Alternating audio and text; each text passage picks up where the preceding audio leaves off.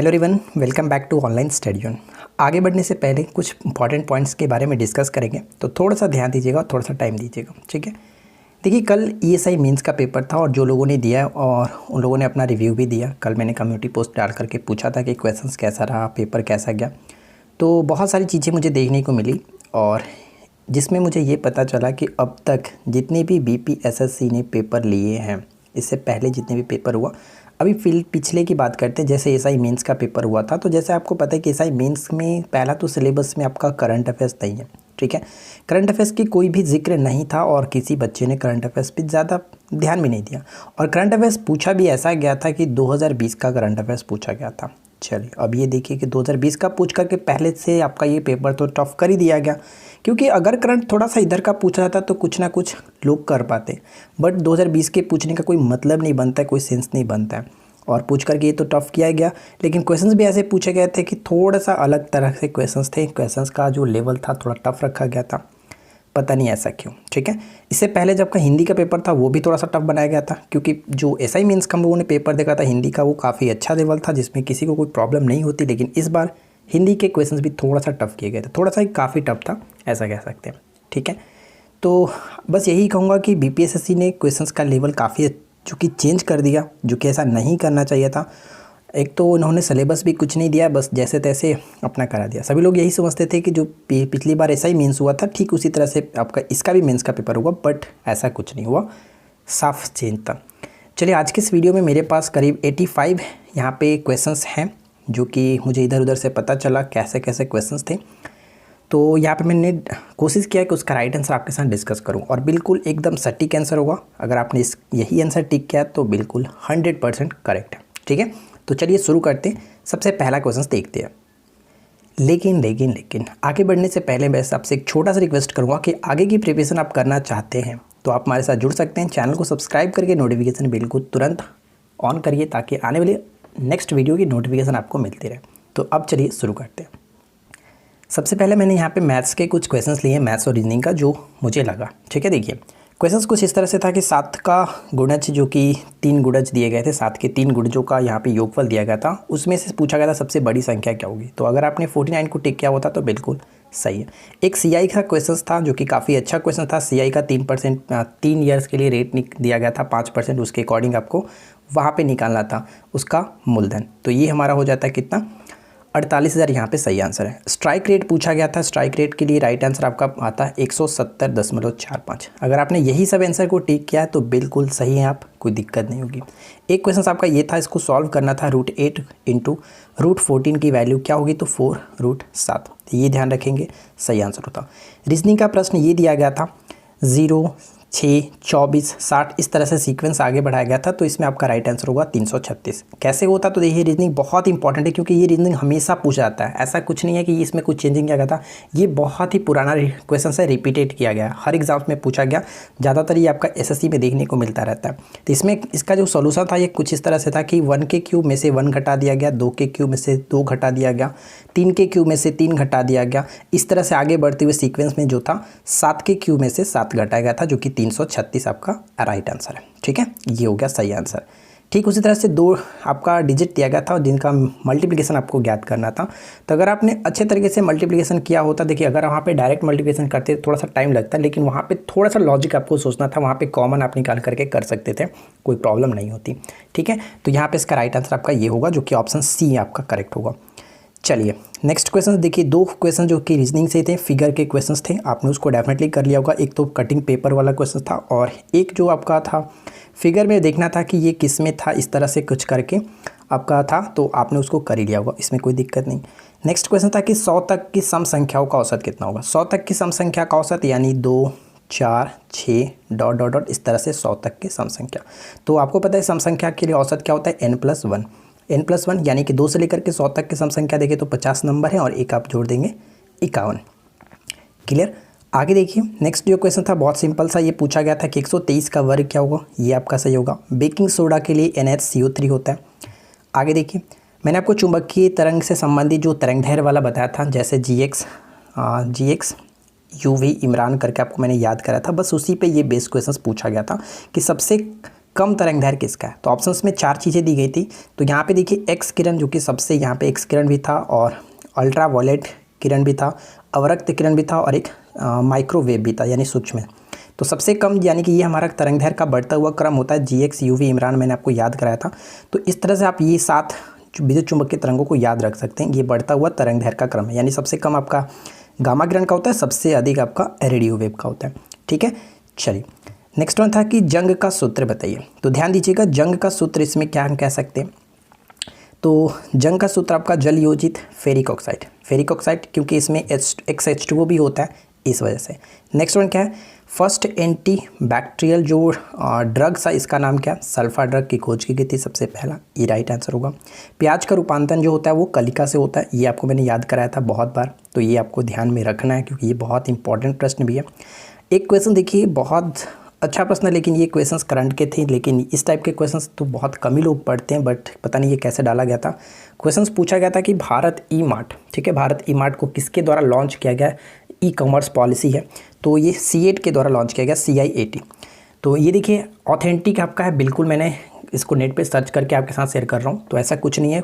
बाकी मैंने देखा कहीं कहीं कुछ क्वेश्चन इसका राइट आंसर कुछ और लोग बता रहे थे, बट इसका राइट आंसर CAT होगा।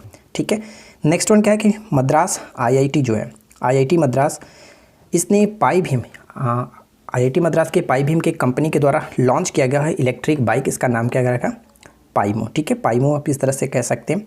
कावरताल जो कि हाल ही में चर्चा में था, इस वजह से इस क्वेश्चन को पूछ लिया भी गया था। करंट से क्वेश्चंस काफ़ी ज़्यादा मात्रा में पूछा गया, 12 से 15 क्वेश्चंस करंट के ही है, तो यहाँ पे बिहार सही आंसर होगा। मनोज दास को हाल ही में जो दिया गया था, तो ये पूछा गया था, तो इसका संबंध किस क्षेत्र से संबंध रखते हैं? तो साहित्य और शिक्षा से। ठीक है, गुलजार दहलवी जो कि इनकी हाल ही में निधन हो गया 93 वर्ष की आयु में, इनको ये किस पेशे से क्या थे? कवि थे। नेक्स्ट वन थाईपुसम त्यौहार, देखिए ये भी क्वेश्चंस करंट का ही है, लेकिन क्वेश्चंस को घुमा करके पूछा गया था कि थाईपुसम त्यौहार किस राज्य में मनाया जाता है? तो ये तमिलनाडु आपका राइट आंसर हो जाता है। देखिए नेक्स्ट क्वेश्चंस क्या कह रहे हैं। अगला प्रश्न आपका ये बनता है, making of a general a Himalayan echo, ये पुस्तक किसके द्वारा लिखी गई है? तो कह सकते हैं हिमालय सिंह कह सकते हैं। ठीक है, ध्यान रखिएगा, के हिमालय सिंह, ये याद रखिएगा। नेक्स्ट क्वेश्चन पूछा गया था कपिला अभियान किससे संबंधित है? तो कपिला अभियान का संबंध यहाँ पे शिक्षा से कह सकते हैं, यानी कि फ्रेंड्स ये बौद्धिक संपदा और शिक्षा संबंधित जो ऑप्शंस था आप वहाँ पे टिक कर सकते थे। ठीक है, तो इसका फुल फॉर्म भी यहाँ पे लिखा गया, आप इसको देख सकते हैं। आगे बढ़ते हैं।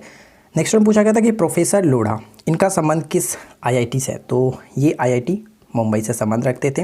नेक्स्ट क्वेश्चन की तत्कार, ठीक है, तत्कार नृत्य का संबंध किस शास्त्रीय नृत्य से ये संबंध रखता है? तो ये कथक से हम कह सकते हैं। ठीक है, कथक से, और स्क्रीन पे आप देख सकते हैं इससे संबंधित कुछ पॉइंट्स भी मैंने आपको बता रखा है, तो इसको आप अच्छे तरीके से ध्यान रखिएगा, ये शास्त्रीय नृत्य से संबंधित कथक से। ठीक है, अगला पॉइंट्स यहाँ पे कह रहा है कि आदमी भूमिगत गड्ढे में निवास जो करते थे। मैंने आपको ये क्वेश्चन अलग तरीके से कराया था कि भूमिगत निवास के जो साक्ष्य मिले वो कहाँ से मिले, भूमिगत आवास या फिर हम कह सकते हैं भूमिगत गर्त निवास के साक्ष्य कहाँ से मिले? तो कश्मीर के, मैंने आपको बताया था कश्मीर के बुर्ज होम, आपने नाम सुना होगा, तो यहाँ पे सही आंसर था कश्मीर।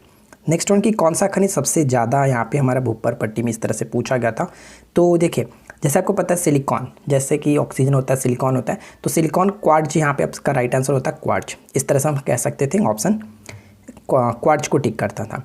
नेक्स्ट वन क्वेश्चन था ये फ्रेंड्स की जो लोक लेखा समिति के खर्चा का जो नियंत्रण व्यय करता है, टिप्पणी करता है, कौन करता है? तो कैग करते हैं, यहाँ पे ध्यान रखिएगा कैग। नेक्स्ट वन की 42वें संशोधन आपका राइट आंसर होगा। आपको पता है 42वें संशोधन क्या पूछा गया था वहाँ पे कि जो राष्ट्रपति होंगे वो मंत्रिमंडल के बात के लिए बाध्य होंगे, उनके बात को मानने के लिए बाध्य होंगे। ये प्रोटीन का पाचन आंत यहाँ पे आपका सही होगा। जठर रस का pH मान हम यहाँ पे ध्यान रख सकते हैं। देखिए ऑप्शंस में आपका 2 होता है, 2 दिया गया था, लेकिन इसका ऑप्शंस में थोड़ा सा इधर उधर होता रहता है, क्योंकि 1.5 से लेकर के कहीं कहीं मैंने तो 2.2 भी पढ़ा है, 2.4 भी पढ़ा है, इस तरह से। तो यानी आपका राइट आंसर देखिए 2 यहाँ पे दिया गया था, 2 को टिक करते थे। ठीक है, इस तरह से। एक क्वेश्चन आपका ये था कि भारतीय पुरातात्विक जो स्थल की जो प्रथम प्रमाण मिला गया था कहाँ? तो पलवरम दिया गया था, इस तरह से शायद ऑप्शन था पलवरम, तो उसको टिक करेंगे। सफ़ेद फास्फोरस चतुष्फलकीय इसका संबंध होगा। एक क्वेश्चन की भूमध्य रेखा से ध्रुव की ओर जाने पर जी का मान क्या होता है? मैंने आपको ये अच्छे तरीके से साइंस वाला जब वीडियो बनाया था तो उसमें बताया था कि भूमध्य रेखा से जब ध्रुव की ओर, ये मैंने आपको छोटा सा तरीका भी बताया था कि याद रखने के लिए, अधिक कभी याद रखोगे तो कभी गलती नहीं करोगे, यानी अधिक होता है ध्रुव पर, कम होता है विषुवत रेखा पर। तो भूमध्य रेखा से, ठीक है, भूमध्य रेखा से अगर हम ध्रुव की तरफ जाते हैं, यानी ध्रुव की तरफ जाते हैं, तो डेफिनेटली ये बढ़ेगा, ठीक है, यानी बढ़ता है। ठीक है, आगे देखिए क्या था, पूछा गया था सीलम और इन्फ्यूज़र किससे संबंधित है। तो सीलम और इन्फ्यूज़र का संबंध इन्वायरमेंट से, वातावरण से, तो यहाँ पे हम वातावरण टिक करते हैं।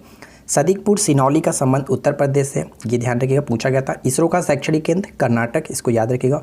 ईस्ट का सर्वाधिक प्रयोग इथाइल एल्कोहल, ये याद रख सकते हैं।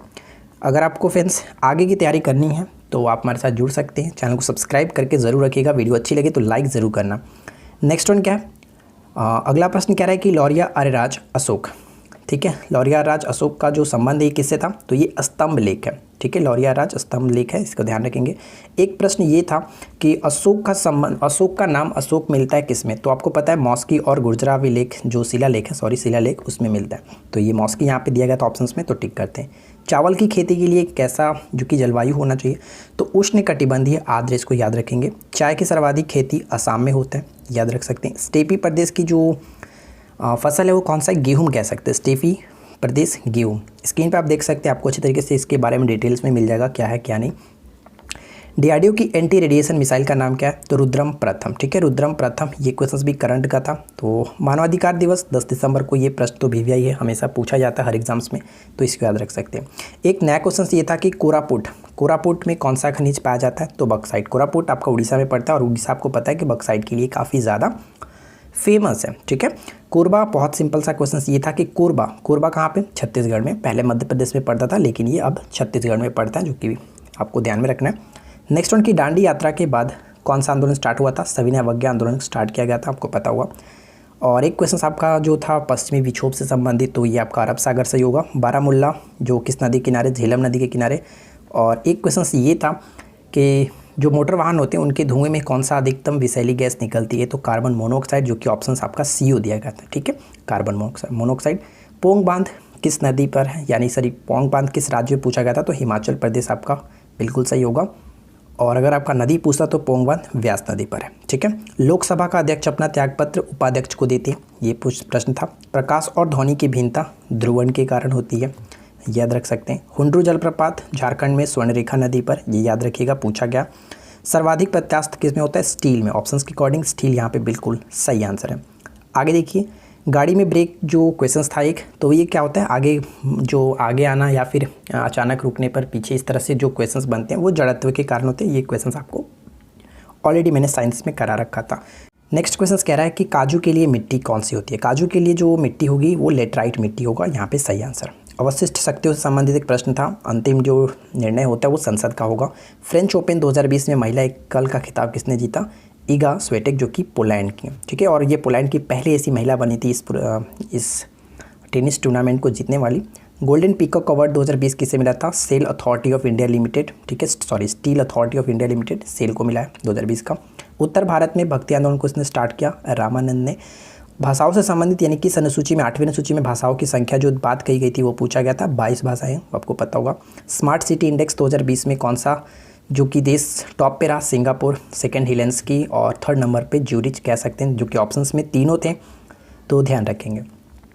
लोकलेखा समिति में लोकसभा की संख्या कितनी होती है, 15। लोकसभा की संख्या, जैसे लोकलेखा समिति में टोटल 22 सदस्य होते हैं, जिसमें से 15 सदस्य लोकसभा से और 7 सदस्य राज्यसभा से, तो लोकसभा से पूछा गया था 15। मानव नेत्र प्रतिबिंब बनाता है कहाँ पे, हिंदी अगर आप पढ़ते तो वहाँ पे दृष्टिपटल दिया गया था, लेकिन इंग्लिश में आपका रेटिना होता है, आपको पता होगा। रेटिना को ही हिंदी में दृष्टिपटल कहा जाता है, तो फिलहाल आपका। और अगर आपसे कभी क्वेश्चन पूछ ले कि कैसा बनता है, प्रकृति कैसे होती है, तो वास्तविक और उल्टा, ये याद रखेंगे। सफ़ेद फास्फोरस चतुष्फलकी होगा। और एक क्वेश्चन रीजनिंग का ये था, इनको सजाना था क्रम में। ठीक है, जैसे 1 2 3 इस तरह से दिया गया था, तो आपको ये सजाना था। पहले बाइट आता, उसके बाद किलो बाइट आता, उसके बाद मेगा बाइट और उसके बाद गीगा बाइट, लास्ट में आपका टेराबाइट, इस तरह से आपका क्रम होगा ये। ठीक है, सरसों अनुसंधान केंद्र राजस्थान, बिल्कुल सही। भारत छोड़ो आंदोलन के दौरान जेल से भागकर भूमिगत आंदोलन स्टार्ट किया, जयप्रकाश नारायण, ये आपका राइट आंसर होगा। गंगा, गंडक और सोन नदी पर स्थित जो शहर था वो है Pataliputra, according two options Pataliputra बिल्कुल सही होगा। राम मोहन राय यानी राजा राम मोहन राय को राजा की जो उपाधि दी थी किसने, अकबर द्वितीय ने दिया था, ये याद रखेंगे। सर्वप्रथम भारत में जो रेल स्टार्ट की थी किस कंपनी के द्वारा, ग्रेट इंडियन पेनिनसुला। ये क्वेश्चन बहुत इंपॉर्टेंट है, बहुत पहले हम लोगों ने जब इंडियन हिस्ट्री में आपको करा था, यानी मॉडर्न हिस्ट्री जब मैं आपको पढ़ा रहा था वहाँ पर इसके बारे में बताया था। ठीक है, पारिस्थितिकी में ऊर्जा का स्रोत क्या है? तो ये क्वेश्चन तो बहुत बार पूछा गया, रिपीट किया गया, कोई दिक्कत नहीं इसमें, सूर्य यहाँ पे सही आंसर होता है। भारतीय वनस्पति सर्वेक्षण संस्थान कहाँ पे? कोलकाता। मैंने जब शॉर्ट वीडियो आपको बताया था तो वहाँ पे इसके बारे में बताया था कि जब यहाँ पे क है तो यहाँ पर भी को, कोलकाता। कोई दिक्कत नहीं, ये क्वेश्चन देखिए डायरेक्ट पूछ लिया गया। नेक्स्ट वन क्या है कि उत्तक के टुकड़े से संबंधित एक प्रश्न था साइंस का, तो उसको हम लोग क्या कहते हैं? उसको बायोप्सी आप कह सकते हैं, ठीक है, बायोप्सी कह सकते हैं। तुर्कानी चिहलगानी को समाप्त किसने किया? बलबन ने समाप्त किया था। और इसको स्टार्ट किसने किया था? तो इसको इल्तुतमिश ने स्टार्ट किया था, समाप्त इसने बलबन ने किया। एक संतरी का क्रैमुल आपसे पूछा गया था मैथ्स का क्वेश्चन, जो कि 7 यहाँ पे बिल्कुल सही है। और एक प्रश्न था कि 120 रुपये में प्रत्येक वस्तु को बेचा जाता है, एक को 25% के प्रॉफिट पर, एक को 25% के लॉस पे, तो बताइए कि उसका क्या होगा, लाभ या हानि होता कितना? तो 16 रुपये की हानि होती, ठीक है, ये ध्यान रखेंगे। सबसे बड़ा भिन्न सबसे क्वेश्चन था, 4 ऑप्शन थे, उसमें सबसे बड़ा भिन्न आपका ये बनता 7/13, ठीक है, 7/13 सबसे बड़ा भिन्न है। एक प्रश्न आपका ये भी था, पूछा गया था साधारण ही ब्याज पे, ज़्यादा कोई दिक्कत नहीं था कि 44,000 रुपये 3 वर्ष में इतना हो जाता है, यानी मिश्रधन ये इतना हो जाता है। तो आगे प्रश्न में ये था कि अगर जो रेट निकलता, रेट को 4% बढ़ा दिया जाए तो बताइए कि नया मिश्रधन क्या बनेगा? तो नया मिश्रधन आपका 67,760 बन जाता, ये होगा राइट आंसर, ठीक है। रीजनिंग का प्रश्न ये था कि अगर सफ़ेद को काला कहा जाए, काला को पीला कहा जाए, नीला कहा जाए, इस तरह से करके था, तो दूध का रंग क्या होगा? तो दूध का रंग होता है सफ़ेद, लेकिन क्वेश्चन में था कि सफ़ेद को काला कहा जाए, तो यहाँ पे राइट आंसर आपका दूध का रंग काला, ठीक है। एक रीजनिंग आपका ये बनता था कि 42 को अगर 441 लिखा गया तो इसके स्थान पे कितना आएगा? देखिए 42 जो है 21 का हम स्क्वायर, 21 का मतलब दुगना है, तो 21 दूना 42 होता है। तो 21 यानी कि 21 यहाँ पे समझेंगे, इसका आधा करके 21 लिखा गया, 21 का स्क्वायर है आपका 441 होता है। तो हम यहाँ पे देखते हैं कि 529 किसका होता है? 23 का स्क्वायर, यानी इसका दुगना करके यहाँ पे लिखा होगा 46, यहाँ पे सही आंसर होता है आपका 46, ठीक है। एक रीजनिंग आपका ये था करके बी डी करके जोड़ा गया था, कुछ आगे बढ़ाकर यहाँ पे, तो ये कैसे किया गया था? तो के एम यानी कि 11 पे आता है और आपका एम जो आता है 13 पे आ गया था, तीनों को जोड़ेंगे तो कितना होगा? 24, और 24 का स्क्वायर किया गया था 576, इस तरह से लिखा गया था, ठीक है। तो आपका के एम होगा, के एम 576। एक तो क्वेश्चन था बेमेल करना था, बेमेल में आपका अल्टीमीटर होगा, ये ध्यान रखिएगा, अल्टीमीटर।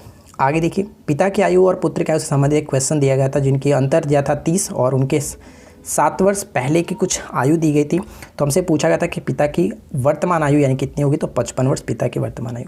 4096 किसका घन है? तो ये जो कि कह सकते हैं 16 का घन है।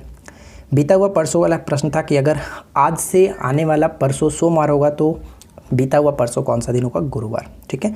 रीजनिंग का एक प्रश्न था ये कि अगर एक व्यक्ति है जो कि इसका दाएं से इतना नंबर पे आता है, बाएं से इतना नंबर आता है, तो कुल उसमें कितने व्यक्ति हैं? तो टोटल 17 व्यक्ति थे, इस तरह से प्रश्न में था। तो देखिए इसमें क्या होता है कि लेफ्ट प्लस राइट को जोड़ करके -1 कर देते हैं, ठीक है, लेफ्ट प्लस राइट -1, यानी कि स्टार्टिंग से पूछा गया था कि बाएं से 10वां था और दाएं से कुछ इस तरह से पूछा गया था कि 8वें नंबर पे था, तो बताइए उसमें कितना टोटल कितने हैं? तो 18 में से एक गया आपका 17 व्यक्ति टोटल थे, तो ये हो गया आपका 17।